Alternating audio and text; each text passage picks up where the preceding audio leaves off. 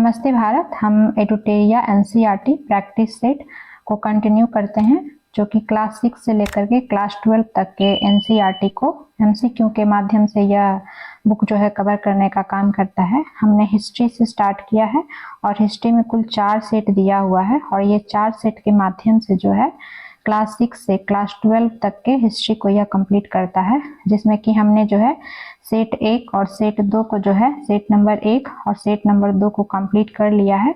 आप previous video में जा कर के इसे देख सकते हैं। और हम सेट 3 को पढ़ रहे थे, जिसमें कि हमने क्वेश्चन नंबर 22 तक कवर कर लिया है।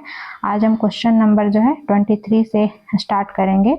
कुछ समय के लिए वीडियो रुक सा गया था, लेकिन हम फिर से इसे स्टार्ट करते हैं। तो क्वेश्चन नंबर 23 जो है सेट नंबर 3 का आज हम पढ़ेंगे। तो आप देख सकते हैं ये एनसीईआरटी प्रैक्टिस सेट है, सेट नंबर 3 है और हमने जो है क्वेश्चन नंबर 22 तक कवर कर लिया है।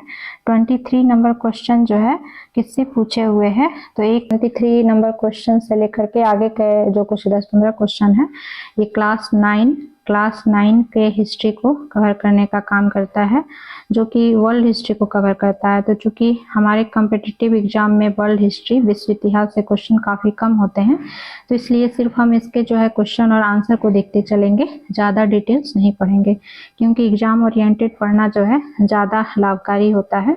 तो फिर भी हम एक नज़र देख लेते हैं, चूँकि ये एनसीईआरटी को कवर करने का काम करता है, तो थोड़ा सा हमें पता होना चाहिए। तो क्वेश्चन क्या है, चरवाही टैक्स से रिलेटेड है कि चरवाही टैक्स के संबंध में निम्नलिखित कथनों पर विचार करें और सत्य कथन का चयन करना है।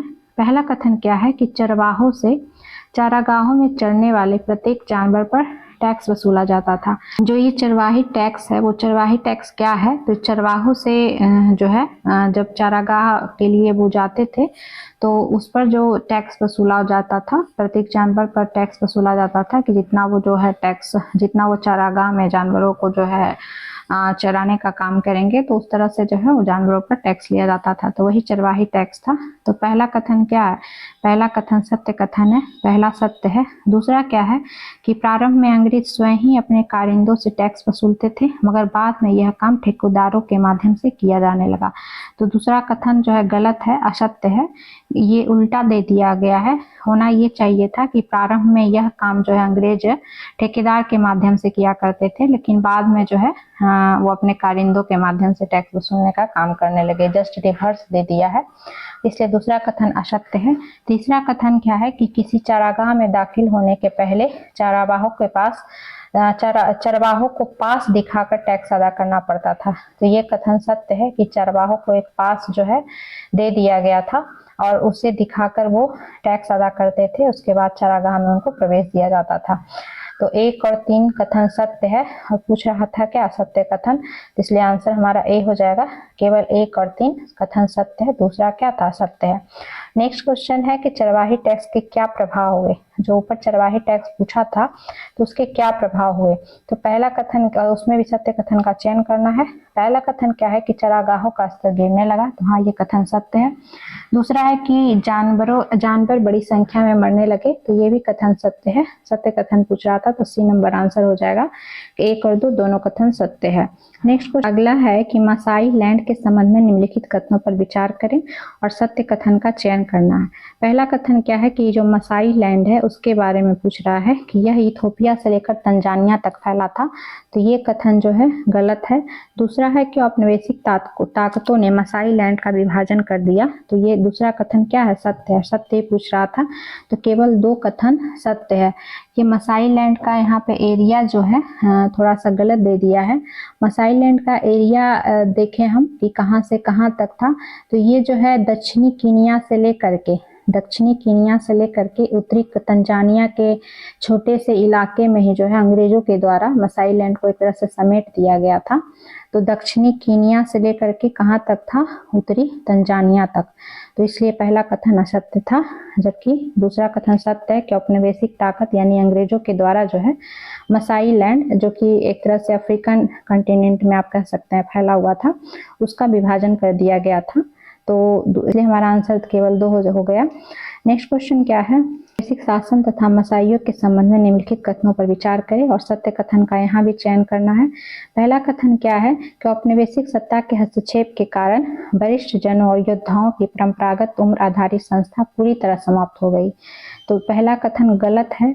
क्यों गलत है? क्योंकि औपनिवेशिक सत्ता यानी अंग्रेजों के द्वारा इस मसाई लैंड या मसाइयों के बीच में जो हस्तक्षेप किया गया, तो उसमें जो वरिष्ठ जन और योद्धा कुछ परंपरागत वहाँ पे उम्र आधारित जो संस्था थी वो पूरी तरह तो समाप्त नहीं हुई, लेकिन उसको कमजोर कर दिया गया। उसको क्या कर दिया गया? कमजोर कर दिया गया। तो इसलिए पहला कथन असत्य है। दूसरा है कि अमीर और गरीब चरवाहों के बीच भेदभाव बढ़ गया। तो औपनिवेशिक शासन के यानी कि अंग्रेजों के द्वारा जब वहां पर मसाइयों में हस्तक्षेप को बढ़ाया गया तो जो है अमीर और गरीब चरवाहों के बीच भेदभाव और बढ़ गया। तो ये कथन सत्य है, इसलिए आंसर बी हो जाएगा। केवल दूसरा कथन सत्य है। अगला क्वेश्चन है कि राष्ट्रवाद की पहली स्पष्ट अभिव्यक्ति फ्रांस की क्रांति को क्यों माना जाता है? तो जो राष्ट्रवाद की पहली अभिव्यक्ति फ्रांस की क्रांति के रूप में जाना जाता है। फ्रांस की क्रांति कब हुई है? तो 1789 में 1789 में फ्रांस की क्रांति हुई है। तो इस फ्रांस की क्रांति को राष्ट्रवाद की पहली स्पष्ट अभिव्यक्ति क्यों हम कहते हैं? तो इसका कुछ यहाँ पे रीजन दिया हुआ है और सत्य कथन का चयन करना है। पहला कथन क्या है कि प्रभुसत्ता राजतंत्र से निकलकर फ्रांसीसी नागरिकों के समूह में हस्तांतरित हो गई। तो हाँ, ये कथन सत्य है कि हाँ, इस कारण हम कह सकते हैं कि इसे राष्ट्रवाद की प्रथम अभिव्यक्ति, क्योंकि यहाँ पर राजतंत्र था फ्रांस में और राजतंत्र से निकल करके जो है प्रभुसत्ता यानी कि एक तरह से जो शासन प्रशासन फ्रांसीसी नागरिकों के समूह में हस्तांतरित हो गई। तो पहला कथन सत्य है। दूसरा है कि सामूहिक पहचान की भावना विकसित होने के कारण, हाँ, तो ये भी हम कह सकते हैं कि राष्ट्रवाद के पहले व्यक्ति के रूप में इसे हम देख सकते हैं। तीसरा है कि नए फ्रांसीसी झंडे के कारण जिसने पुराने राष्ट्रध्वज की जगह ले ली। तो हाँ, ये भी जो है सही है। तो एक दो तीनों कथन सत्य होने के कारण जो है हम कह सकते हैं इसका आंसर डी है। 1 2 3 तीनों कारण ही रही जो कि राष्ट्रवाद की पहली स्पष्ट अभिव्यक्ति के रूप में फ्रांस की क्रांति को जो है मान सकते हैं। नेक्स्ट क्वेश्चन क्या है? नेपोलियन के नागरिक संहिता में निम्न प्रावधान थे और सत्य कथन का चयन करना है। तो नेपोलियन के ने कुछ जो है नागरिक संहिता का जो यहाँ पे 1804 का नागरिक संहिता जिसे कि साधारणतः कहा जाता है या नेपोलियन की संहिता के नाम से भी जाना जाता है। तो नेपोलियन की संहिता या फिर 1804 की नागरिक संहिता, दोनों आप याद रखेंगे। तो उसमें क्या क्या प्रावधान थे और सत्य कथन का चयन करना है। पहला कथन क्या है कि जन्म पर आधारित विशेषाधिकार समाप्त कर दिया गया। तो हाँ, ये 1804 की नागरिक संहिता या नेपोलियन की संहिता में ये बात रखी गई कि जन्म पर आधारित जो विशेषाधिकार थे उसको समाप्त कर दिया गया। तो पहला कथन सत्य है। दूसरा कथन है कि कानून के समक्ष बराबरी और संपत्ति के अधिकार को सुरक्षित बनाया गया। तो ये कथन भी सत्य है कि नागरिक संहिता में या नेपोलियन के नागरिक संहिता में ये प्रावधान जो है किया गया था। तीसरा है कि इस संहिता को फ्रांसीसी नियंत्रण के अधीन क्षेत्रों में भी लागू किया गया। तो तीसरा कथन भी सत्य है। सत्य कथन ही पूछ रहा था, तुम्हारा आंसर डी हो जाएगा। 1 2 3 तीनों कथन क्या है? सत्य है। नेक्स्ट क्वेश्चन हैब्सबर्ग साम्राज्य से संबंधित है कि हैब्सबर्ग साम्राज्य के संबंध में निम्नलिखित कथनों पर विचार करें। यहाँ भी सत्य कथन का चयन करना है। पहला क्या है कि यह बहुभाषा भाषी तथा बहुनस्ली साम्राज्य था। तो पहला कथन सत्य है कि ये हैब्सबर्ग साम्राज्य जो था वो क्या था? बहुभाषा भाषी तथा बहुनस्ली साम्राज्य था।